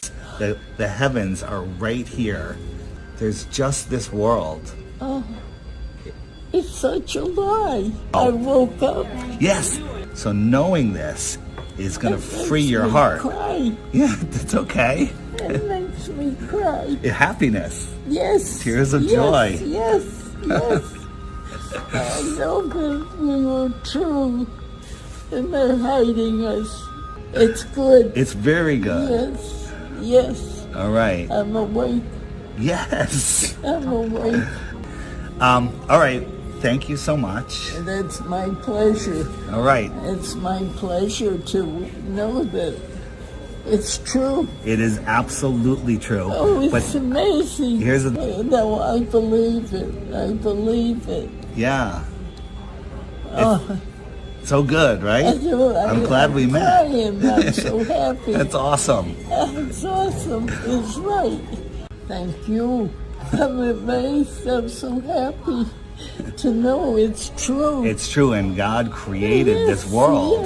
And he's right here in the clouds above, close, not in an infinite universe. So good, right? And I can't get over it. Made me cry. Made me cry too. Yeah. Thank you. Thank you. All right, Ruth, give me a hug. Here we go. I need it. All right. Thank you. All right, bye-bye.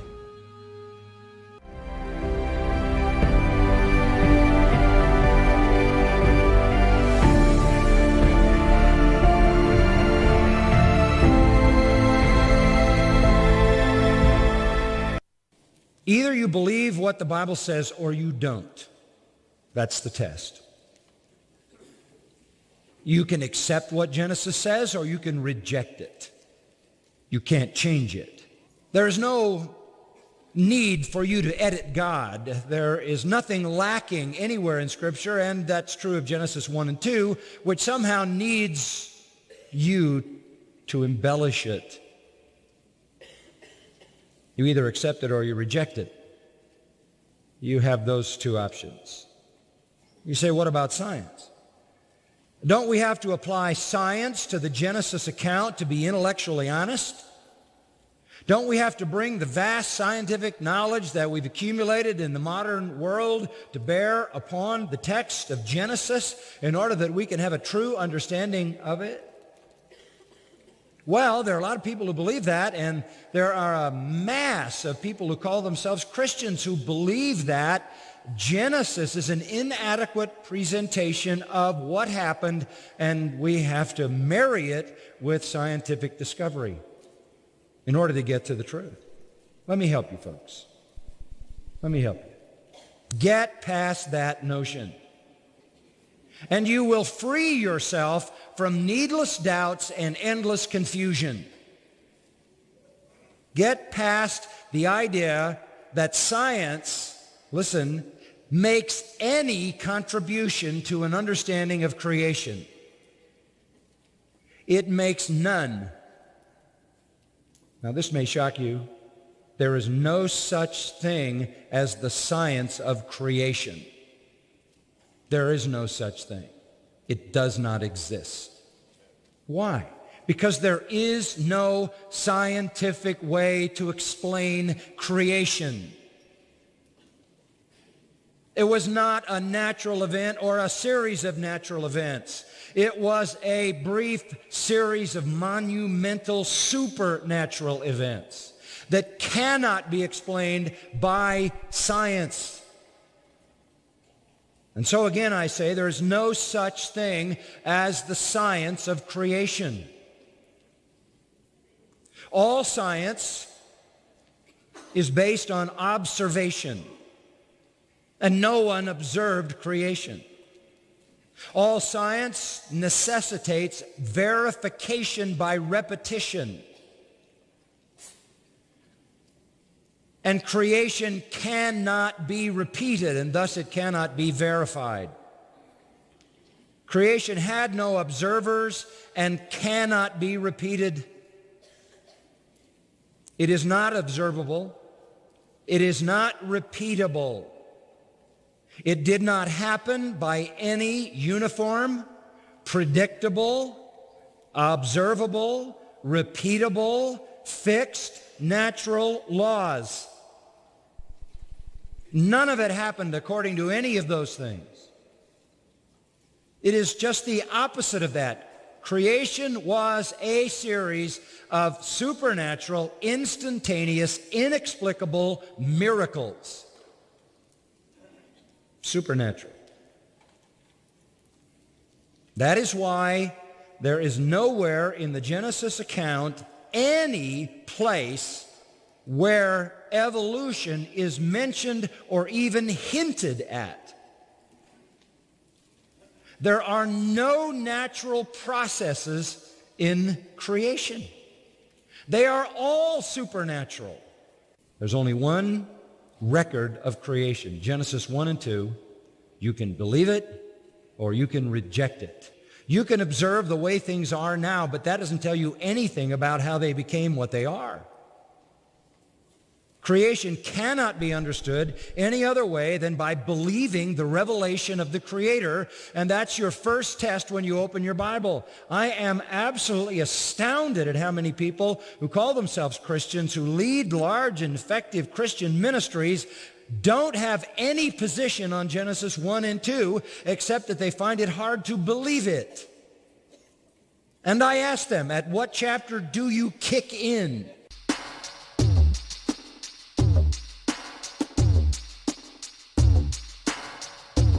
What chapter do you kick in?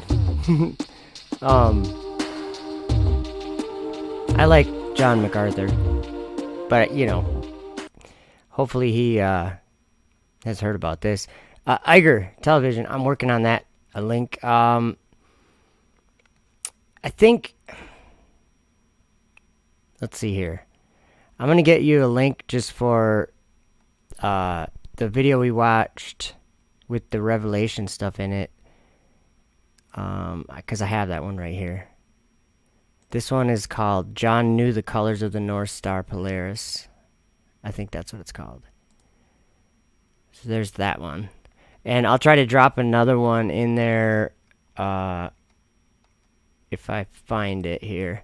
So ready. Oh, look at that. Subscribe if you're not, by the way.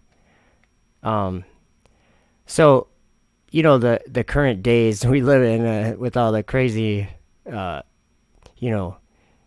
new clothes style, what am I looking for? People are wearing things on their faces, making their ears stick out like Dumbo, and it don't matter. Like, they don't care. That's kind of weird. Think of the next generation's gonna have Dumbo ears because of this. Okay, well, when's normal going to return? Michael, good morning. Good morning, Jeff. There's been one question here in New York City. All the people behind me here have been asking it. When will normal life return? We asked Dr. Fauci. Here's what he had to say. Talking about getting back to a degree of normality which resembles where we were prior to COVID. Well, actually, never mind. Doesn't matter what Fauci says. Normal life isn't going to return. Jesus is.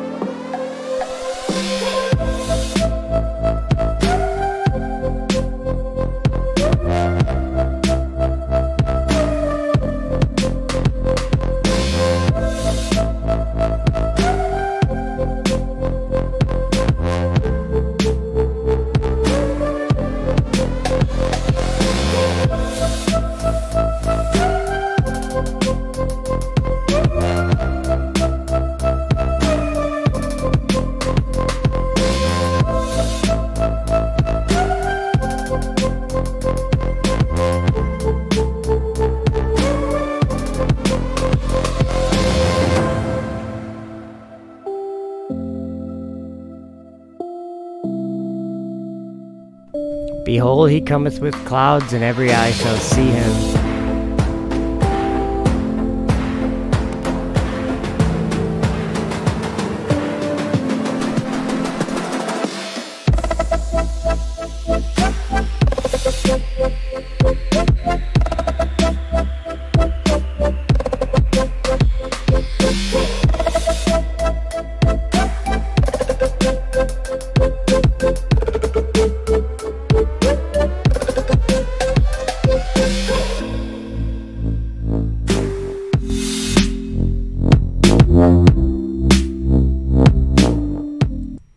Okay, so I did promise that I was going to be going on a rocket launch before this video was over. So this video is almost over. So here we go.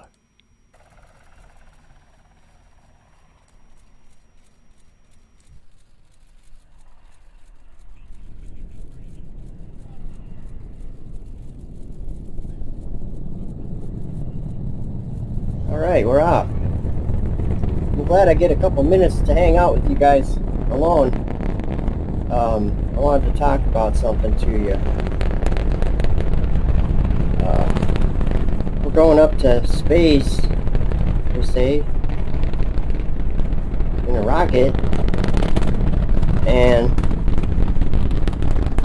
I don't know if it's such a good idea now that I thought about it.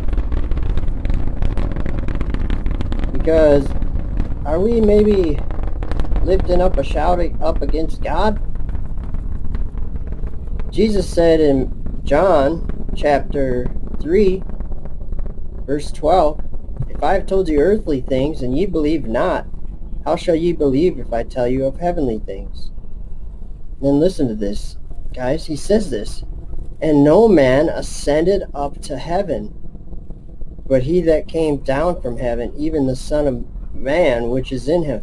So what are we doing, you guys? What are we doing? What is the point of any of this?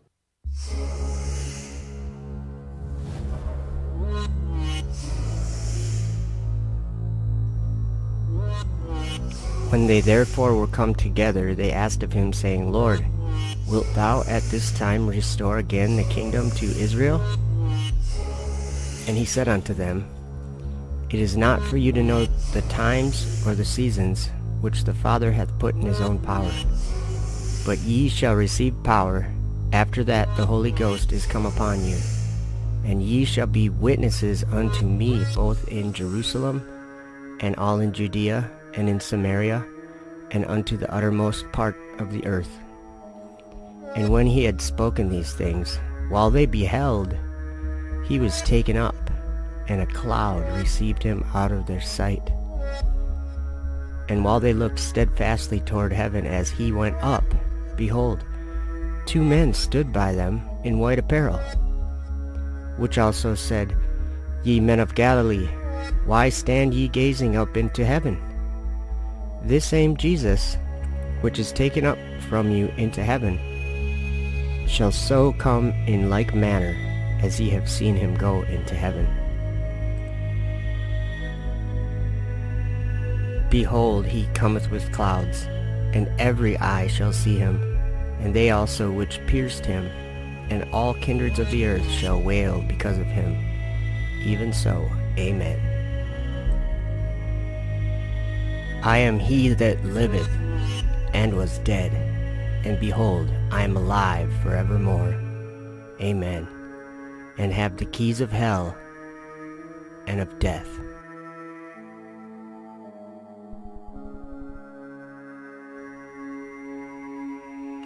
Behold, I stand at the door and knock.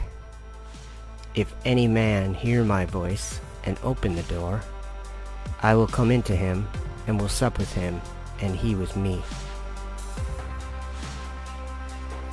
To him that overcometh will I grant to sit with me in my throne, even as I also overcame, and am set down with my Father in his throne. He that hath an ear, let him hear what the Spirit saith unto the churches.